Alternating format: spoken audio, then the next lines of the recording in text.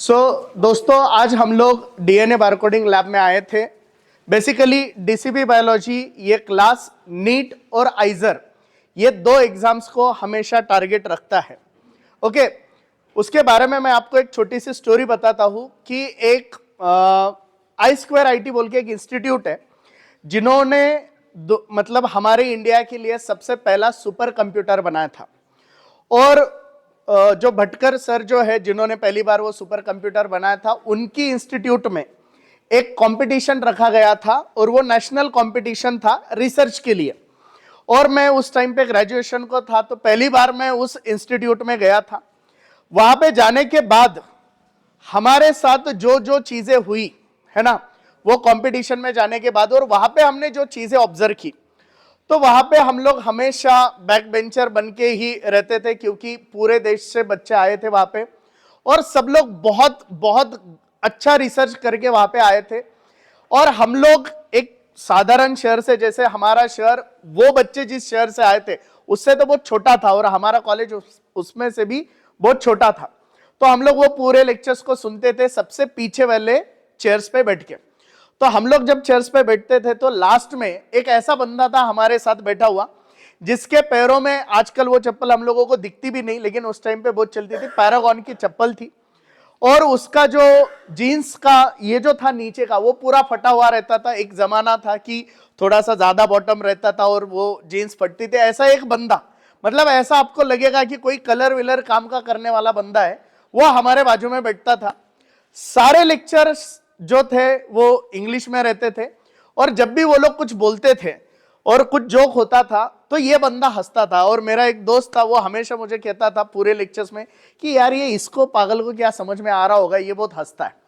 और फिर एक लेक्चर ऐसा आया कि उन्होंने नाम अनाउंस किया और ये भाई साहब उठ के सामने गए और वो एक बहुत ग्रेट साइंटिस्ट था, राइट। और जब उसने पूरे इंडियन रिसर्च के बारे में बोलना शुरू किया तो उसमें ऐसी ऐसी चीजें उसने बताई कि वो सुन के मतलब मैं खुद इंस्पायर हुआ कि उन्होंने जब बताया कि हम लोग पूरी दुनिया में सबसे ज्यादा खेती बाड़ी पे जिंदा अगर कोई पॉपुलेशन है तो वो इंडियन पॉपुलेशन है।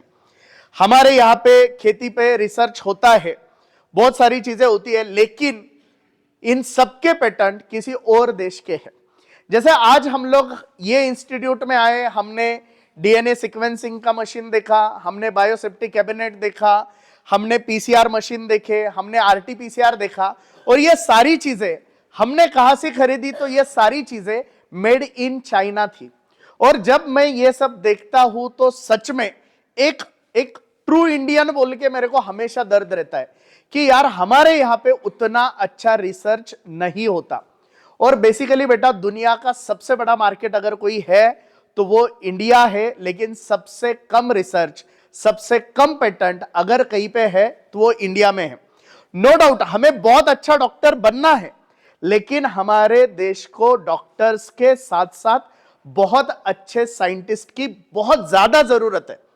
हमारा पॉपुलेशन इतना ज्यादा है कि आज हम लोग दुनिया में एक नंबर पे है, लेकिन रिसर्च के केस में हम लोग एक नंबर पे नहीं है। आज भी हम लोग जो दवाइयां खाते हैं वो सारी दवाइयों के पेटेंट या तो यूएस के हैं या तो यूरोपियन कंपनीज के हैं। इंडियन कंपनीज के पेटेंट सिर्फ फॉर्मुलेशन के हैं। फॉर्मुलेशन का मतलब क्या होता है, जो भी दवाई आप खा रहे हो उसमें जो मेन कॉन्स्टिट्यूएंट होता है जिसको हम लोग ड्रग मॉलिक्यूल बोलते हैं, राइट, एपीआई, तो ये पेटेंट उन लोगों के होते हैं। और उनके 20 साल के पेटेंट खत्म होने के बाद वो दवाइयां हम लोग यूज करते हैं अपने देश में, यानी 20 साल तक सिर्फ उनका राज रहता है। और हम लोग इतने पॉपुलेशन में इतनी दवाइयां खरीदते हैं, लेकिन फिर भी अनफॉर्चुनेटली हमारे पास वो रिसर्च नहीं होता है। तो यहां पे आपको लाने का मेरा एक जो इंपॉर्टेंट मोटिव ये है कि नो डाउट बेटा, हमको सबको डॉक्टर बनना है, लेकिन हमें डॉक्टर के साथ साथ बहुत अच्छे रिसर्चर की जरूरत है और वो रिसर्चर बनने चाहिए। इसलिए हम लोग हर साल यहाँ पे बच्चों को लेके आते हैं। ये जो लैब आपने देखी है, ये लैब बहुत मेहनत से खड़ी हुई है, राइट। यहाँ के जो डायरेक्टर है डॉक्टर गुलाब खेड़कर सर और यहाँ के जो भी कलीग्स हैं हमारे, इन सब लोगों ने बहुत बहुत बहुत ज्यादा मेहनत करके ये सब चीज जो आज आप देख रहे हो ये खड़ा किया है। हमारे यहाँ पे मैंने जो एनजीएस के बारे में आपको बताया, नेक्स्ट जनरेशन सीक्वेंसिंग, ये महाराष्ट्र में आपको किसी और इंस्टीट्यूट में, बहुत बार हम लोगों का ये होता है कि हम लोग बोलते हैं यार अपने यूनिवर्सिटी का कुछ नहीं है, ऐसा ही है, वैसा ही वैसा है, हम लोग बहुत बार अपने आजू बाजू में सुनते हैं, लेकिन ऐसा नहीं है बेटा। जो चीजें आपको पुणे यूनिवर्सिटी में भी देखने को नहीं मिलेगी, जो चीजें आपको कुछ नेशनल इंस्टीट्यूट में भी देखने को नहीं मिलेगी, वो सारी चीजें यहाँ पे है, राइट। और मेरा ये मोटिव था कि आप यहां आने के बाद आपके दिल में कहीं ना कहीं रिसर्च के लिए थोड़ी सी जगह हो जाए, और आप में से हर साल मैं बच्चों को लेके आता हूं, अगर मतलब मेरा यही सपना है कि यार मैं मरते दम तक, मैं मरने से पहले अगर एक भी बंदे का नाम मैं रिसर्च में अगर आप में से किसी का देखता हूं, तो मैं ये समझ लूंगा कि भाई मुझे ये जो भगवान ने जिंदगी दी थी, राइट, और ये इस देश में इतने अच्छे और ग्रेट कंट्री में मैं पैदा हुआ, तो कुछ तो, राइट, मेरे से मैं अपने ये देश के लिए कुछ कर पाया, इतना ही मैं हमेशा सोच रखता हूं। मैं खुद रिसर्च में था, राइट, आज भी हम लोग वैसा ही काम करते हैं, और मैं ये सोचता हूं कि मेरे से, है ना, मेरे देश के लिए और कुछ अच्छे रिसर्चर बन पाए, सिर्फ ये सोच के हम लोग यहां आते हैं।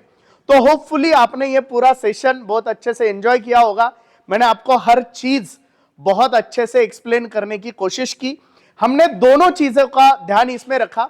उसमें से एक चीज ये था कि आपका जो सिलेबस है नीट का, जो 12th का सिलेबस है, मॉलिक्यूलर बेसिस ऑफ इनहेरिटेंस हो, बायोटेक्नोलॉजी हो, इसके सारे पॉइंट्स जो भी हमारी सिलेबस में आते हैं और जो इंस्ट्रूमेंट्स यहाँ पे है वो सारे कवर होने चाहिए, वो भी हमने देखा। और उसके साथ साथ आपको एक नया एरिया हम लोग एक्सप्लोर कर रहे थे इनडायरेक्टली, कि भैया आप बहुत अच्छा मॉलिक्यूलर का रिसर्च भी कर सकते हो।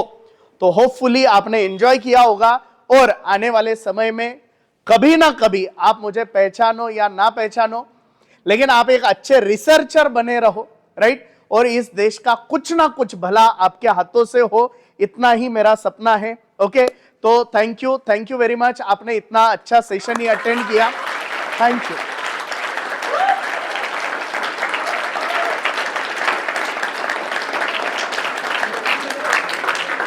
Best biology, best biology, thank you guys.